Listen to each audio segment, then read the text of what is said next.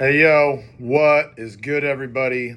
Final workout 6 for the 2023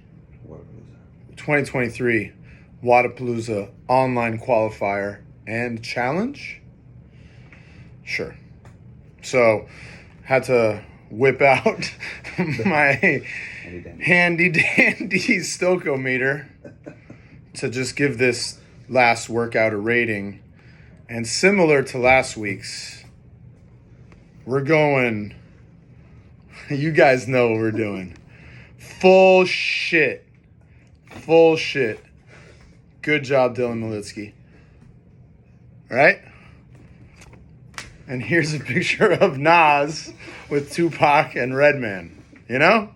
Just had to make sure that we show the greats some love. All right, let's move on. So workout 6, 30, 20, 10 deadlifts, toes to bar with a short time cap of 6 minutes. I think this is a great way to finish these qualifiers. It's a short event. It's the fastest and most intense event of the qualifier. And, you know, I hate to beat a dead horse, but it happens often when we're talking about tests for events or qualifiers. And the reason is because it is the most dominant pattern in our sport of CrossFit. But we have a shit ton of hip hinging for this event.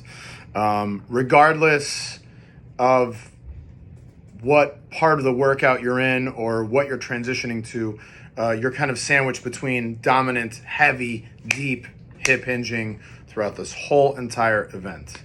So it goes without saying, but again, that is the most dominant movement pattern we have in our sport. All right, so let's get into the details of this workout. Proper activation, spine protocols, hip flexor activation, core activation, all of that will play a significant role in your success for this workout. So the warm-up is huge. Do not skip this workout or this warm-up. Don't just look over this and feel like you got it licked because it's a 6-minute workout. This is probably the event you have to warm up the most for. And I can't emphasize enough how important the hip flexor activation is. It's not just about your lower back. Your hip flexor is going to play a huge role in your success, especially in those toes to bar.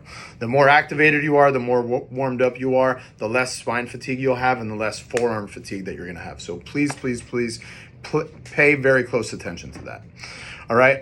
So the positives here,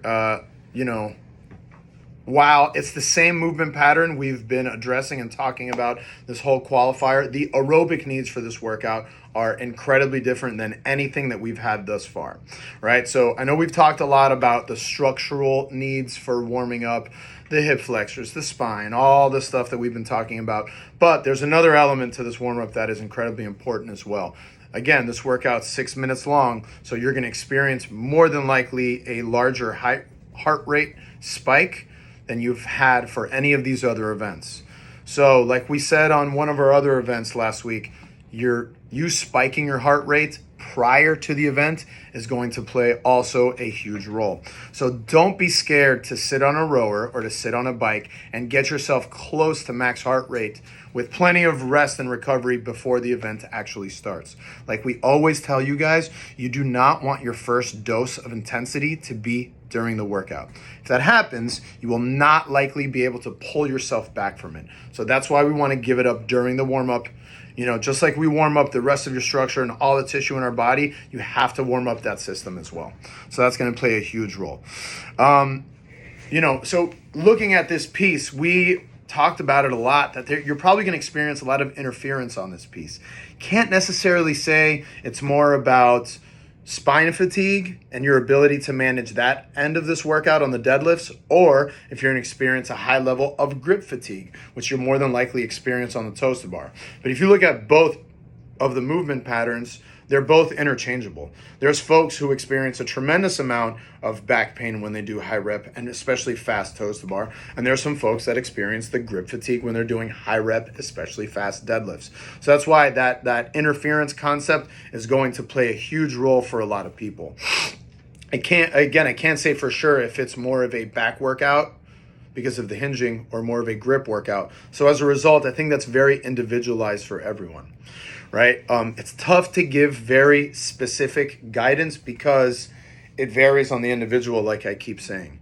If you're the kind of person that has to manage that grip fatigue, well, that's where the workout is going to be one for you, and breaking those reps down from the beginning will help you tremendously manage the grip fatigue. Because remember, don't just look at 30, 20, 10 toes to bar. Those deadlifts will blow up your grip just as much as those toes to bar will. So be very careful about that if you are breaking it down from the grip perspective.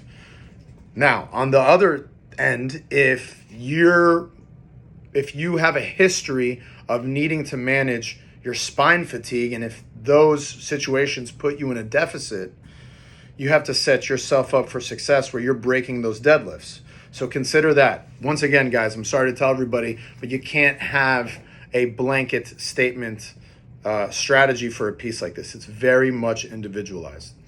All right. Now, about how to break this up, some of our team members, we were just talking. I don't know that you're going to see a lot of unbroken scores. Maybe some of the top scores in the qualifier will be unbroken.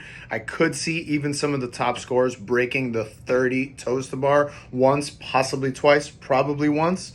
But don't get so hung up on that, right? I don't necessarily think that that is going to be what makes it or breaks it for a lot of you guys. I just think you have to manage that fatigue wherever it sits in for you, whether it's spine or grip. If you feel like you have a resilient back and you have very strong grips, then this is your opportunity to push hard and push for a very good time.